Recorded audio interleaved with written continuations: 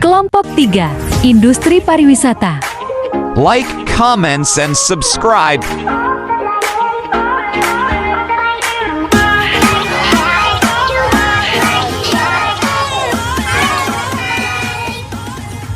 Teman-teman, sekarang kita berada di Pantai Tongaci yang sering disebut juga sebagai The Lokomotif yang terletak di Kabupaten Bangka, Provinsi Kepulauan Bangka Belitung.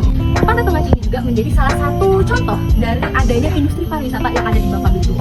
Kalian ingin menyinggung sedikit mengenai apa itu pariwisata? Tentunya, pariwisata itu merupakan satu hal atau suatu kata yang sudah tidak asing lagi bagi kita masyarakat Indonesia. Pariwisata merupakan suatu aktivitas mengunjungi suatu tempat dengan tujuan untuk merefresh diri, menghealing diri, ataupun menghibur diri dari segala kepenatan duniawi yang sedang kita alami. Pariwisata ini juga terbagi menjadi 3 kategori. Yang pertama itu pariwisata alam, pariwisata buatan, dan pariwisata budaya.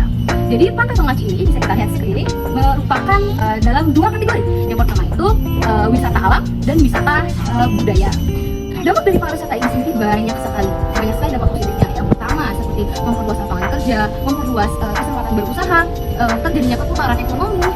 Keempat, meningkatkan eksistensi daerah tersebut karena memiliki pariwisata yang dikenal banyak orang. Kenyamanan tempat pariwisata tidak lepas dari yang namanya industri pariwisata. Apa sih industri pariwisata itu? Jadi, industri pariwisata itu adalah kumpulan usaha pariwisata dalam rangka menghasilkan barang atau jasa untuk memenuhi kebutuhan para wisatawan. Terdapat 6 unsur dari industri pariwisata, yaitu ada pelayanan, fasilitas, akomodasi, transportasi, restoran, hingga atraksi wisata. Kalau kita lihat dari Pantai Tongaci ini, beberapa unsur tersebut sudah terpenuhi. Contohnya seperti transportasi. Di sini aksesibilitas para wisatawan untuk mengakses lokasi wisata ini sudah sangat memadai, sehingga para wisatawan pun banyak yang berkunjung ke sini karena dengan akses yang mudah. Lalu yang kedua ada atraksi wisata. Di sini ada fashion artwork, ada taman satwa, hingga konservasi penyu. Lalu bagaimana sih pengembangan dari industri untuk di tempat wisata ini? Mari kita simak wawancaranya. Oke teman-teman, pada siang hari ini kita sudah bersama narasumber kita, yaitu Bapak Niki selaku pengelola Pantai Tongaci.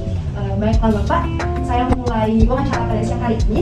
Yang pertama, pertanyaan saya itu bagaimana sih strategi Pantai Tongaci ataupun The Lokomotif itu untuk mengembangkan industri pariwisatanya? Oke, terima kasih sebelumnya. Secara singkat begini, kita langsung aja ke inti dari tujuan kita. Destinasi Pantai Tongaci dan The Lokomotif dibuka dengan tujuan artinya untuk menggairahkan wisata di Bangka, khususnya sekalian Kabupaten Bangka. Kemudian dari 2 lokasi yang ada ini, dari mulai Pantai Tongaci sampai dengan The Lokomotif, dari mulai pembangunan pun kita sediakan sarana dan prasarana sebenarnya. Tuntutan untuk Pantai Tongaci andalannya adalah untuk penangkaran penyu yang memang ada edukasinya untuk siswa-siswi dari SD, SMP, bahkan perguruan tinggi. Kemudian yang kedua di Pantai Tongaci yang pastinya adalah untuk wisata pantai atau mandi berenang yang lebih aman dan terjamin, karena di depan area kita itu ada semacam dam batu atau bendungan yang sifatnya untuk keamanan dari keluarga atau anak-anak yang mandi di dalam Pantai Tongaci. Kemudian di Pantai Tongaci sendiri ada kegiatan water sport atau olahraga air yang tadinya memang lengkap, dari mulai banana boat, kemudian jet ski, ada para layang segala macam. Kemudian yang aktif sampai dengan saat ini hanya ada satu, yaitu permainan jet ski olahraga airnya. Di Lokomotif sendiri yang kita tawarkan ya seperti museum barang-barang antik untuk menambah wawasan pengunjung, kemudian yang tadinya ada perpustakaan, informasi, kemudian ada galeri-galeri semacam pajangan baju-baju adat segala macam. Kira-kira seperti itu gambarannya. Artinya kita meningkatkan daya saing dan minat untuk pengunjung yang datang kemari. Sudah banyak yang mengunjungi Pantai Tongaci dan The Lokomotif ini berapa tentunya? Saya tambahkan dikit, Pantai Tongaci sendiri kan dibuka untuk umum tahun 2015. Kemudian The Lokomotifnya setahun kemudian, 2016 baru dibuka. Tetapi untuk kegiatan penangkaran penyu atau konservasi penyu ya sudah dari 2009. Untuk umumnya 2015 dibuka. Wacaranya akan dilanjutkan pada saya. Oh, Pak, bagaimana sih Pak daya saing di Pantai Tongaci yang sudah lama berdiri untuk mempertahankannya? Karena kan sekarang kita tahu kan banyak banget pantai-pantai lain gitu. ya. Untuk mempertahankannya. Oke. Saya pikir begini, memang salah satu yang dikatakan ya cukup lama walaupun baru tahun 2015 dibandingkan lain, Pantai Tongaci. Saya kasih contoh cepat-cepat. Satu jalur ini pun ya seperti Pantai Tongaci yang saya tahu yang paling lama memang ya Tarai dengan Pantai Matras. Tetapi bisa kita lihat daya saing atau apa yang bisa ditawarkan ke pengunjung seperti Pantai Palai, pertama pastikan hanya dengan sekaligus view, itu memang pantai dan tempat mandi bermain. Yang Pantai Matras yang kita kenali dengan garis pantainya yang panjang. Tempat-tempat penyimpanan seperti itu.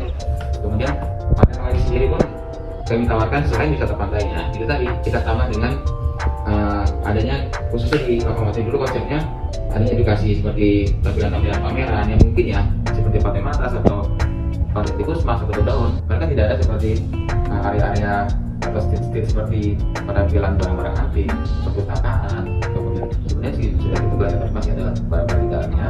Galeri-galeri itu yang berbentuk adat Bangka segala macam. Mungkin teman-teman bisa lihat ada nggak di pantai di Bangka ini yang bisa menampilkan atau isinya ya kita katakan belum lengkap tapi saya pikir tidak ada di pantai lain.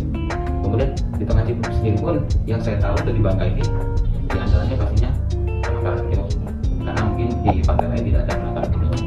Mungkin tadi teman bisa habis dari kolam ya, kondisi saat ini memang seperti itulah dibandingin yang bukan pertama.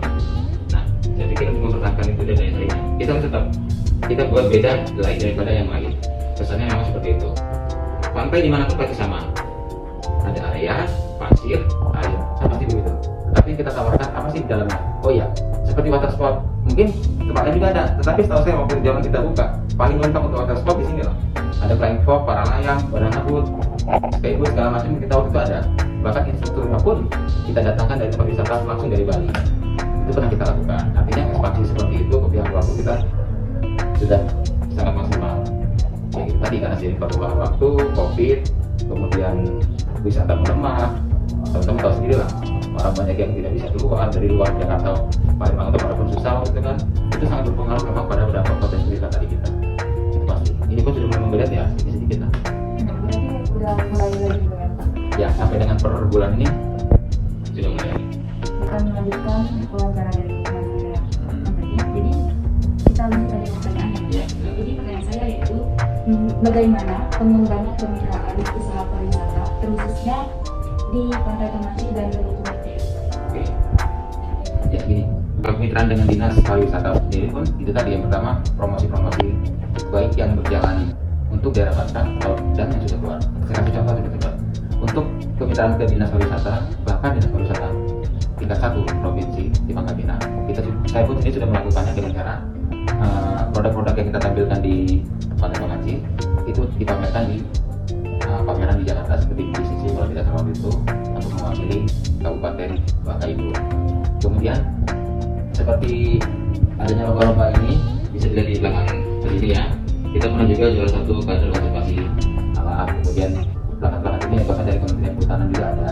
Artinya menjalin kemitraan dari dinas pariwisata seperti itu dari mulai pembinaan sampai dengan apa sih yang bisa kita jual ke luar untuk menarik minat ke sini.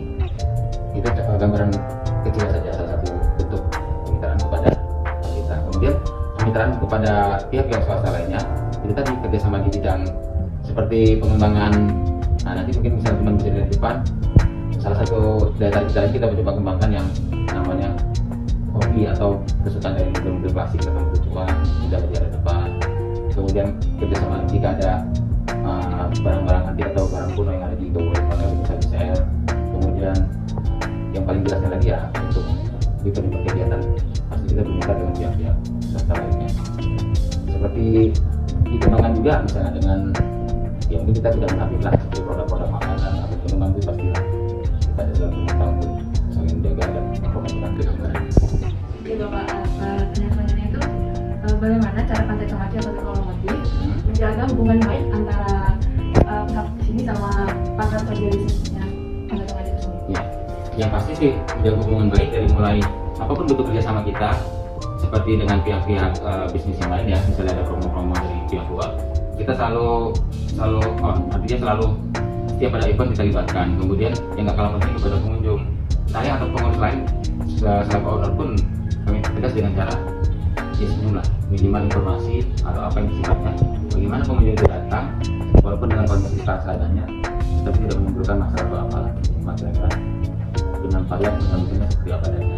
Jadi wisata pantai memang sudah banyak sekali menjamur. Jadi memang kalau tidak dilaksanakan hubungan-hubungan yang baik dengan pihak-pihak tertentu seperti dinas pariwisatanya ya, khususnya Kabupaten Bangka ya, salah satu negara di sini. Tapi kita selalu dengan kerjasama pelatihan baik sanitasi air, kemudian pelatihan dari security segala macam. Kita sering ikut dalam kerjasama dengan pihak-pihak pariwisata. Walaupun masih satu dua kira-kira ini. Oke Pak, mungkin itu saja pertanyaan dari saya dan teman-teman. Oke. Terima kasih Bapak atas waktu. Oke, sama-sama. Kesimpulan. Jadi kesimpulan yang bisa diambil yang pertama adalah strategi delokomotif, yaitu menyediakan sarana dan prasarana. Ada tahun 2015, pantai ini udah dibuka untuk umum dan orang-orang bisa melihat penangkaran penyu ini konservasinya seperti apa. Dan yang kedua adalah meningkatkan kredibilitasnya dengan cara adalah bekerja sama dengan media-media massa sebagai bentuk promosi. Cara menjaga hubungan baik dengan pihak-pihak massa tersebut yaitu dengan melibatkan mereka di event-event besar. Persaingannya memang banyak, jadi pantai ini harus bekerja sama dengan pihak-pihak tersebut. Nah, pariwisata ini juga sangat membutuhkan kemitraan atau kerjasama dengan berbagai pihak, baik itu dinas pariwisata hingga pihak-pihak swasta. Seperti Tongaci ini sendiri, mereka bekerja sama dengan pihak-pihak media massa nasional seperti Net TV hingga Trans TV. Hal ini tentu sangat bermanfaat, baik itu mempromosikan pariwisata Tongaci ini kepada halayak masyarakat yang lebih luas lagi. Selain itu, pariwisata tidak luput dari daya saing. Nah, untuk meningkatkan eksistensi dari pariwisata ini sendiri, maka pihak Tongaci ini terus melakukan perkembangan dan peningkatan pada fasilitas-fasilitas dan keunikan tersendiri bagi pariwisata Tongaci ini sendiri. Sekian video dari kami. Jangan lupa like, komen, dan subscribe.